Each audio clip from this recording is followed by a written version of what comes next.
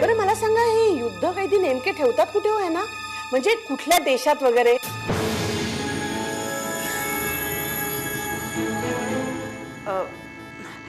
सुलक्षणाताई, मी जरा घाईत आहे. आपण या विषयावर नंतर बोलूया. नाही, मी आपल्या मुलांच्या दृष्टीने विचारलो.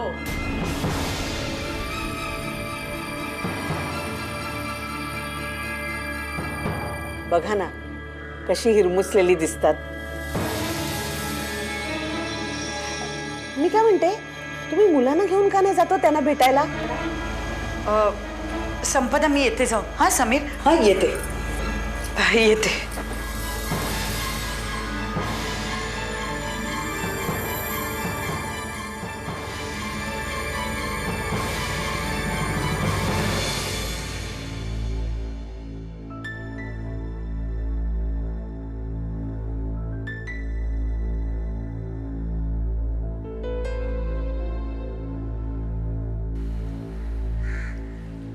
मी निघाले. बाय. काय झालं? अरे काय झालं काय? मी केव्हापासून तुझ्याशी बोलण्याचा प्रयत्न करतेय, तर तू तुझ्याच तंद्रीत आहेस. मला टेन्शन आलंय. टेन्शन? अरे इतका एकांत असताना, गर्लफ्रेंड बरोबर असताना काहीतरी रोमॅन्टिक बोलायचं तर तू टेन्शन घेतोयस. कसलं टेन्शन आलंय तुला सांग? नोकरीचं.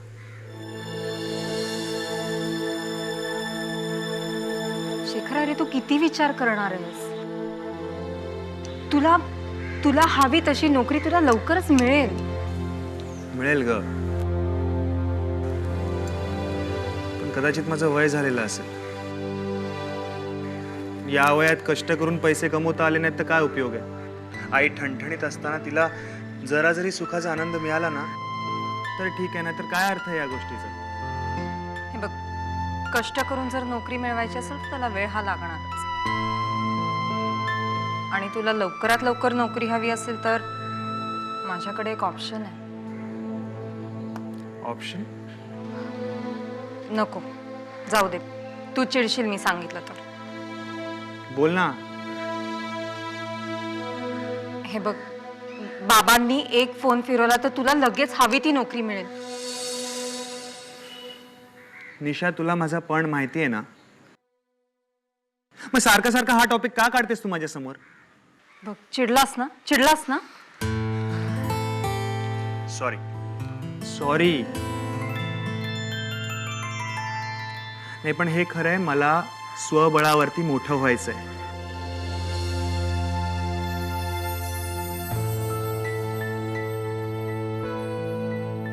तुझ्यातला हाच गुण तर मला आवडतो शेखर. हे बघ, आय एम व्हेरी शुअर तुला खूप लवकर अगदी हवी तशी नोकरी मिळणार आहे. Trust me. निशा, तू मला सोडून जाणार नाहीस ना?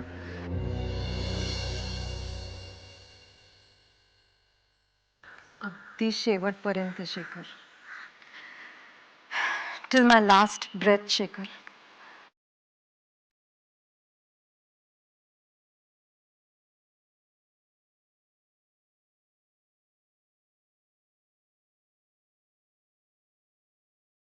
निशा, तू नसतेस तर माझं काय झालं असतं का? एकटा पडलो असतो मी. वेडा आहेस का शेखर? एकटी तर मी होते. त्या एवढ्या मोठ्या घरात एकटी राहायचे भूतासारखी. शेखर, तू मला कधी सोडणार नाहीस ना? नाही, कधीच नाही.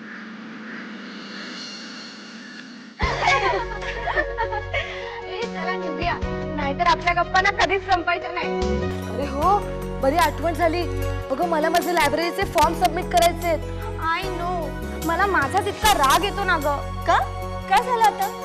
अगं, मी आज परत बाबांच्या सह्या घ्यायला विसरले. मला माझ्या विसरभोळ्यापणाचा एवढा राग येतो ना. आणि मी तर बाबांच्या सह्या घेऊनही फॉर्म आणायला विसरले. संपदा, तू आणल्यास बाबांच्या सह्या? रेडी आहेस का ग तू रंजना? तुला कधी कुठे काय बोलावं याचा सेन्सच नाही. मी असं काय बोलले? अरे हो, सॉरी या संपदा.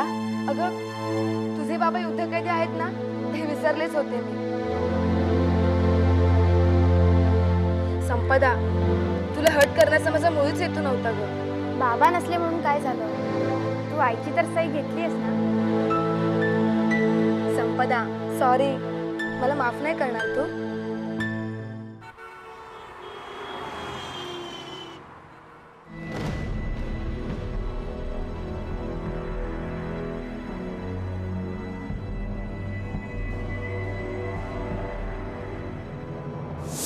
बरं मला सांगा, हे युद्ध कैदी नेमके ठेवतात कुठे हो ना? म्हणजे कुठल्या देशात वगैरे? आपण या विषयावर नंतर बोलूया. नाही, मी आपल्या मुलांच्या दृष्टीने विचारलो. बघा ना कशी हिरमुसलेली दिसतात. मी काय म्हणते, तुम्ही मुलांना घेऊन का नाही जातो त्यांना भेटायला? संपदा, तू आणलास बाबांच्या सह्या? तुझे बाबा युद्धकैदी आहेत ना, ते विसरलेच होते मी.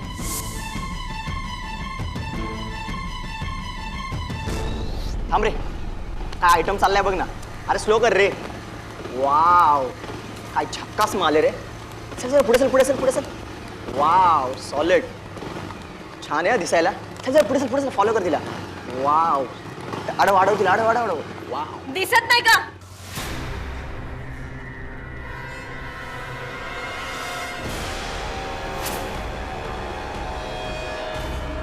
दादा,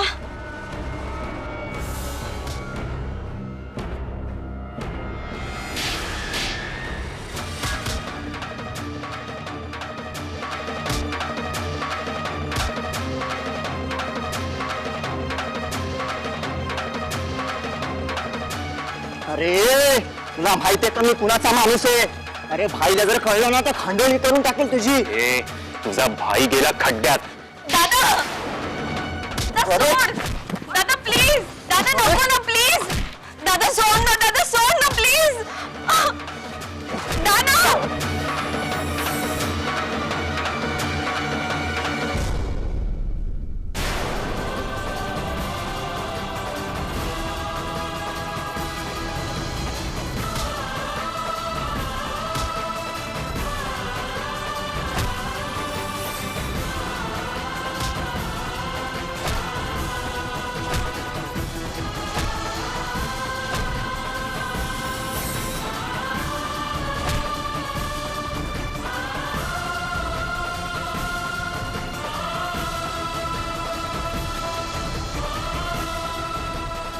दादा नको प्लीज.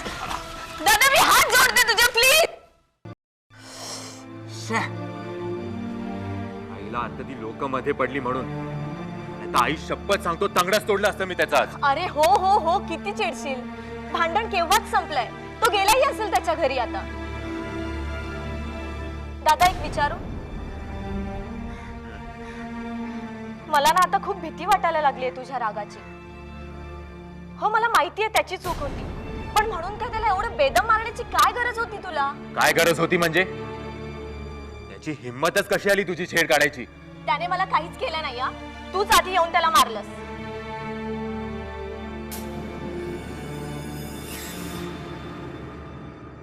का कुणास ठाऊ, पण अचानक बाबांची खूप आठवण येते रे. ते असायला हवे होते.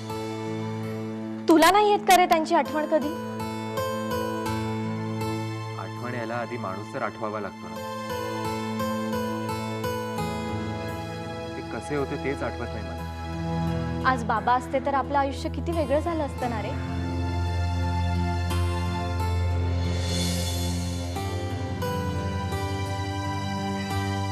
ए बाबा कसे असतील रे? कुठे असतील ते? तुला त्यांचा खरंच चेहरा आठवत नाहीये? आठवतो ना, अगदी पुसटचा. खरं तर नाहीच. त्यांनी भोवरा कसा फिरवायचा ते शिकवल्याचं आठवतंय मला, पण त्यांचा चेहरा नाही आठवत ग. शेखर दादाला आठवतात थोडे थोडे बाबा.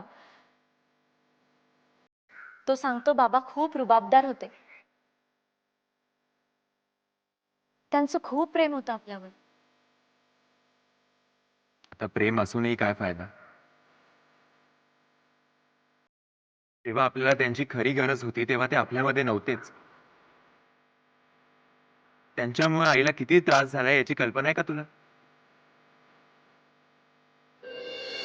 आणि ते कधी परत येणार आहे हे देखील आई सांगत नाहीये. आता आले तरी काय करणार ग? आता ते नसल्याची इतकी सवय झाली आहे की आपल्याला बाबा आहेत हे मी विसरूनच गेलोय. ते अचानक समोर आले तर तू काय करशील रे?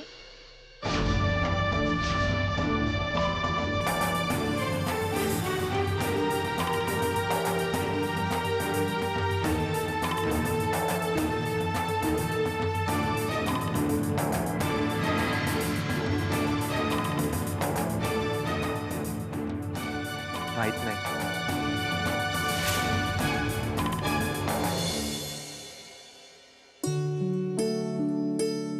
कणिक भिजवून घेतली ना? मावशी, आज आम्ही जेवायला येणार नाही. ऑफिसमध्ये प्रोग्राम आहे. काय रे, काय विशेष? अश्विन शुद्ध पौर्णिमा, कोजागिरी. ऑफिसमध्ये प्रोग्राम आहे, तिकडेच जेवण होईल. कोजागिरी पौर्णिमा? मी कशी काय विसरले? हे जगदंबे माते, कधी तुझ्या पायावर डोकं ठेवायला मिळणार आहे देव जाणे.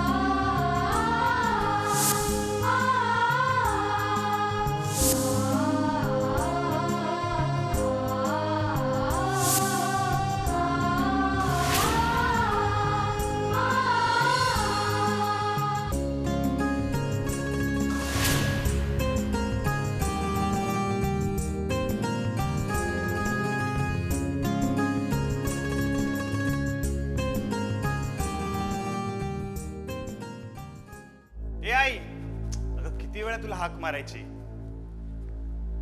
विचार कसला करतेस? बोल ना. बरं ते जाऊ दे, सगळेजण तुला बोलवत आहेत. चल. शेखर, मूर्खासारखं बोलू नकोस. मी येणार नाही. आता मी मूर्खासारखं काय बोललो? मलाही वाटतं तू बाहेर येऊन एन्जॉय करावंस. आता मी काय चुकीचं बोललोय का? शेखर, उगाच वाद घालू नकोस. तुला माहितीये मी येणार नाही. तू येणार नाहीयेस? शेखर, गेली अनेक वर्ष तू कधीतरी मला कोजागिरी पौर्णिमेला बाहेर आलेलं पाहिलंयस का? किती वर्ष? किती वर्ष तू त्या माणसासाठी स्वतःला जगापासून तोडणार आहेस? किती वर्ष तू खोटं बोलत राहणार आहेस? काय तर म्हणे ते एक युद्ध कैदी आहेत आणि काय काय नको ते सांगत बसतो आपण. तो माणूस, तो माणूस, अरे तुझा बाप आहे तो. त्याच्याबद्दल आदराने तरी बोल. म्हणून त्याला रिस्पेक्ट देतोय. पण इतरांचं काय? आई, तुला चांगलंच माहितीये एक ना एक दिवस सत्य बाहेर येणारच आहे. किती किती दिवस आपण लोकांपासून लपून ठेवणार आहोत की ते एक युद्ध कैदी नसून एक खुनी आहेत आणि तेच सत्य आहे. गप्प बस. एक शब्दही तोंडातून बाहेर काढू नकोस. अरे तुला काय कळणार तुझा बाप काय होता ते. अरे ते खुनी नाहीये. त्यांच्या हातून निव्वळ अपघात घडला तो. हे सांगूनही समजत नाहीये तुला. का नाही समजणार? मला सगळं काही समजते आई. तू मला सगळं काही समजू शकतेस, पण इतरांचं काय? इतरांचं सोड. समीर आणि संपदाचं काय? त्यांना काहीच आठवत नाही का आई? पण मला सगळं आठवते.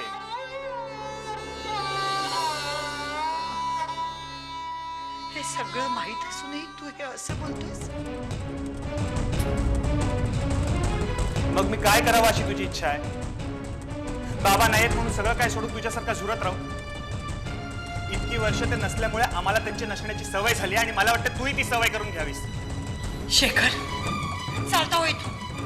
एक शब्दही बोलू नको. सांगून ठेवते. चालता हो म्हणते ना.